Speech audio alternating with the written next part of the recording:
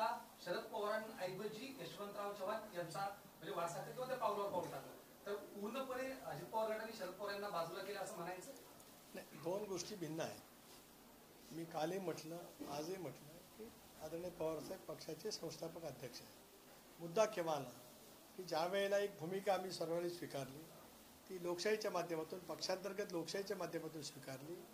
आमचा पक्ष हा डेमोक्रेसी मानणारा पक्ष आहे. मी वारंवार सांगितलं की याच A10 बंगल्यामध्ये 99 साली भुजबळ साहेबांची निवड होत असताना पक्षांतर्गत निवडणूक झाली आमदारांच्या मधून, त्याच्यातून भुजबळ साहेब निवडून आले.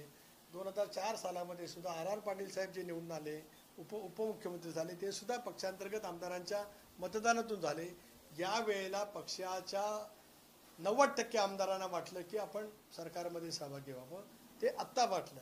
2022ला एकनाथ शिंदेनी ज्या वेळेला वेगळी भूमिका घेतली आणि ज्यावेळेला भारतीय जनता पक्षाचं आणि कोणाचं तरी सरकार सोबतच्या एका मित्र पक्षाचं सरकार येईल अशी राजकीय परिस्थिती ज्यावेळेला निर्माण झाली त्यावेळेला आज शाहू फुले आंबेडकरांच्या नावाने जणू काय तेच जन्माला आले राजकीयदृष्ट्या असा दावा करणाऱ्या मंडळींनी सुद्धा भारतीय जनता पक्षाच्या सरकारमध्ये सहभागी होण्यासाठी जे पत्र लिहिलं होतं त्या पत्रावरती त्या सगळ्यांच्या सह्या आहेत.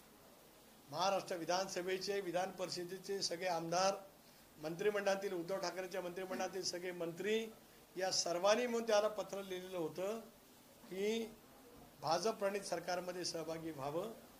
त्याला योग्य तो त्याच्यातला निर्णय घेत पक्षाच्या 3 नेत्यांची समितीसुद्धा नेमली गेली होती की त्यावेळेला भारतीय जनता पक्षाच्या सरकारमध्ये सहभागी होत असताना त्यांनी भाजपच्या शीर्षस्थ नेतृत्वाची चर्चा करावी. दुसरा भाग मी वारंवार स्पष्ट केला की 2014च्या निवडणुकीमध्ये विधानसभेच्या निवडणुकीच्या नंतर सुद्धा भारतीय जनता पक्षाने पाठिंबा मागितलेला नसताना मी प्रदेशाध्यक्ष म्हणून आणि प्रफुल्ल पटेलांनी राष्ट्रीय अध्यक्ष सरचिटणीस म्हणून त्यावेळेला भारतीय जनता पक्षाच्या सरकारला बाहेरून पाठिंबा दिला. ती वस्तुस्थिती खरी आहे. त्यामुळे आपण जे मला प्रश्न विचारतात त्याची उत्तरं त्याच्यामध्ये दडलेली आहेत.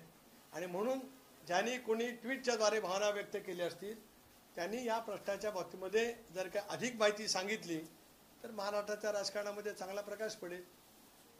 24 ऑक्टोबरला पवार साहेब पुण्यामध्ये सभा घेत आहेत आणि संघर्ष यात्रेला सुरुवात होणार आहे. आतापर्यंत अनेक वेळा असं झालं की पवार साहेबांची सभा झाली की त्या मतदारसंघामध्ये अजितदादा पवारांचा गट पण सभा घेत होता. त्यापुढे असं होणार आहे का?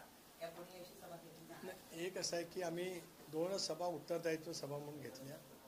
एक म्हणजे बीडला आणि दुसरी कोल्हापूरला. कारण येवल्याला का आमची सभा झाली नाही.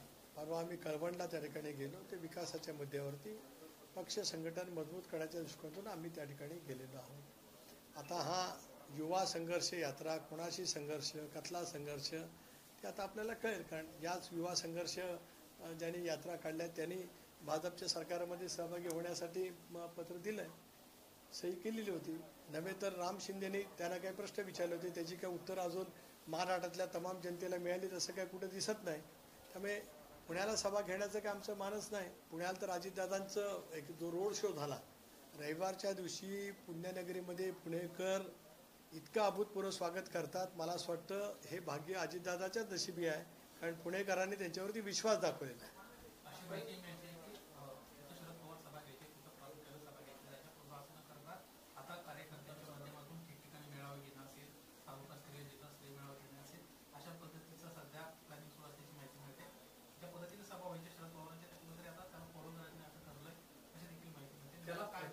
माहिती जी मिळते, जी मी ठरवतो ती माहिती मिळते असं तुम्ही मला विचारता. म्हणजे मी पक्षाचा प्रमुख आहे, मी या पद्धतीने सभेचं नियोजन करतोय आणि मी ठरवलेल्या नियोजनाची तुम्हाला माहिती मिळते, त्याची मला तुम्ही आज या ठिकाणी खातरजमा करता. आपल्याला मानावे तेवढे आपले आभार थोडे आहेत. राष्ट्रवादीने उत्तर सभा न करण्याचा निर्णय घेतलेला आहे. एका बाजूला कोर्टामध्ये प्रकरण चालू असताना हा निर्णय खूप महत्त्वाचा मानला जातो. नाही, कोर्टाच्या मध्ये निवडणूक आयोगापुढे चाललेला सुनावणी त्याचा आणि आमच्या उत्तरदायित्व सभाचा दुरान्वयी कसलाही संबंध नाही. पक्षाचं संघटन मजबूत करण्यासाठीच राज्यव्यापी दौरा अजितदादांचा लवकरच आम्ही सुरू करणार आहोत. त्याची नियोजनाची तयारी मी त्या ठिकाणी करतो आहे. आणि एकदा दसरा झाला की राज्यातल्या सर्व भागांच्या मध्ये दादांचे झंझावती दौरे त्या ठिकाणी सुरू झालेले आपल्याला पाहायला मिळतात. सीमोल्लंघन झाल्यावर सर या सभेबद्दलच एक ना की अशी टीका किंवा चर्चा घडते की सभेला म्हणावा तसा प्रतिसाद मिळाला नाही, बीडची असेल किंवा कोल्हापूरची असेल. त्या उपरांत शरद पवारांच्या सभेला खूप चांगला प्रतिसाद मिळाला, म्हणून या सभा करायचं नाही अशी देखील एक टीका पुढच्या गटात नव्हती. आपल्या वक्तव्याने माझ्या ध्यानात खूप भर पडली. बीडला आणि कोल्हापूरला प्रतिसाद नाही मिळाला. हो हो हो, दोन्ही मी आपला अतिशय मनापासून आभारी आहे. अतिशय मनापासून आभारी आहे. आपण पोलीस खात्याकडून जनतेकडनं कोणाकडनं माहिती घेऊ शकता की बीडला आणि कोल्हापूरला आमच्या सभेला किती प्रतिसाद मिळाला. कोल्हापूरला ज्या ठिकाणी सभा झाली तिथे आत्तापर्यंत नरेंद्र मोदी आणि इंदिरा गांधी शिवाय कोणी सभा घेण्याचं धाडस केलं नव्हतं. महाराष्ट्राचे शिल्पकार स्वर्गीय यशवंतराव चव्हाण साहेबांच्या विचाराचा पगडा आमच्या सर्वांच्याच वरती आहे, प्रभावही आहे. ज्या विचारधारेतून सुसंस्कृत महाराष्ट्र घडला तीच विचारधारा घेऊन गेली अनेक वर्ष आम्ही त्या ठिकाणी काम करतो. पण 100 दिवस पूर्ण होत असताना दादाने जे एक भावनिक साथ किंवा भावनिक एक पत्र संबंध महाराष्ट्रातली जनतेच्या दृष्टिकोनातून जे दिलेलं आहे ते अत्यंत उत्तम पद्धतीचं त्या ठिकाणी आहे. एकीकडं यशवंतराव चव्हाणांचा विचार करून पुढे जात आहे असं म्हणताय, दुसरीकडे प्रेसमध्ये एक ट्विट देखील चर्चेत आहे. सुप्रिया सुळेंना असं ट्विट केलेलं आहे की यशवंतराव चव्हाणांना आपल्या आत्मचरित्रामध्ये स्पष्ट केलं होतं RSS सोबत आपण कधीही जाणार नाही. RSS ज्या पद्धतीची संघटना आहे आणि त्यांचं जे काम आहे यावरून आपण 4 हातच त्यांच्यापासून दाब आहोत. एकीकडं सत्तेत सहभागी व्हायचं आणि दुसरीकडे यशवंतरावांचा विचार करून पुढे जातोय असं म्हणायचं. विरोधापाची भूमिकेबद्दल आपल्या कृषीचे लोक एक आहे की चव्हाण साहेबांचं राजकारण प्रामुख्याने जर का आपण पाहिलं तर स्वातंत्र्यानंतरच्या कालावधीमध्ये भाषावर पांचरत्न झाल्याच्या नंतर संयुक्त महाराष्ट्राच्या चळवळीतलं त्यांचं योगदान आणि मग 84 सालापर्यंतचा त्यांचा राजकीय प्रवास हा देशपातळीवरती अत्यंत महाराष्ट्रासाठी अत्यंत अभिमानास्पद ठरला. एकमेव असे नेते आहेत की ज्यांनी अर्थमंत्रीपद, संरक्षण मंत्रीपद, गृहमंत्रीपद, परराष्ट्र मंत्रीपद अशा विविध पदाचा कारभार संरक्षण मंत्रीपद अत्यंत सक्षमपणाने स्वीकारला. एवढंच नव्हे तर 62ला चीनच्या युद्धाच्या वेळेला त्यांना पंडित जवाहरलाल नेहरूंनी दिल्लीला बोलवलं, त्यावेळेला हिमालयाच्या मदतीला सह्याद्री धावला असं वर्णन आजही देशाच्या आणि महाराष्ट्राच्या राजकारणामध्ये त्या ठिकाणी केलं जातं. त्यांनी जी भूमिका मांडली तो कालखंड एकपक्षीय राजवटीचा होता.